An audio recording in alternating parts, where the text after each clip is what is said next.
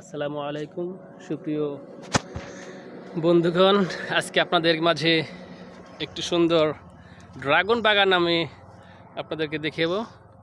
এখানে আমি এই যে আমাদের আমিনুল আর রনি, এদেরকে নিয়ে আসা হয়েছে।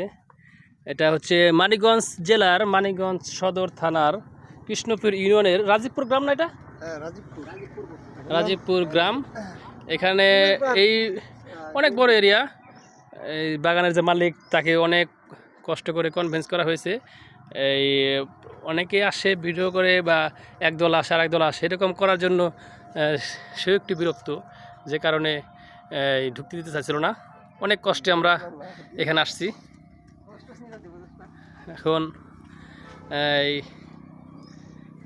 এইটা আমরা নিচ দিয়ে যাচ্ছি।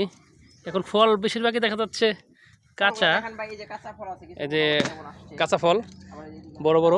আমি ড্রাগন এর আগে শুধু খেয়েই গেছি, কিন্তু বাগানে ঢোকার, বাগান দেখারই সচক্ষে দেখার সৌভাগ্য আমার হয় নাই।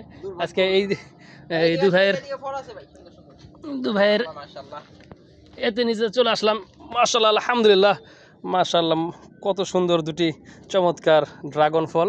এটা ছেলে ড্রাগন, এটা মেয়ে ড্রাগন। তুমি উল্টা পাল্টা বলো না, ভিডিও হচ্ছে। এই যে কি সুন্দর এই ছোট ছোট চুকা চুকা ড্রাগন। এটা কি কেমন লম্বা হবে কিনা জানি না। চলো আর একটু ওদিকে একটা গিয়ে দেখে আসি। এই যে একটি বিগ সাইজ ড্রাগন আটকে রেখেছে সুন্দর করে, পশু পাখি যাতে এখানে আক্রমণ না করে সেটা রক্ষার জন্য। অনেক বড় অঙ্কের অ্যামাউন্ট ইনভেস্ট করার কারণে এরকম একটা সুন্দর ড্রাগন বাগান সে করতে পেরেছে। তার বেশিরভাগ ড্রাগন সে এখানেই সব সে সেল করে দেয়, খুচরা পিওর ড্রাগন। মানুষ এখানকার সবাই খেতে পারে। আজকের ওয়েদারটা অনেক চমৎকার।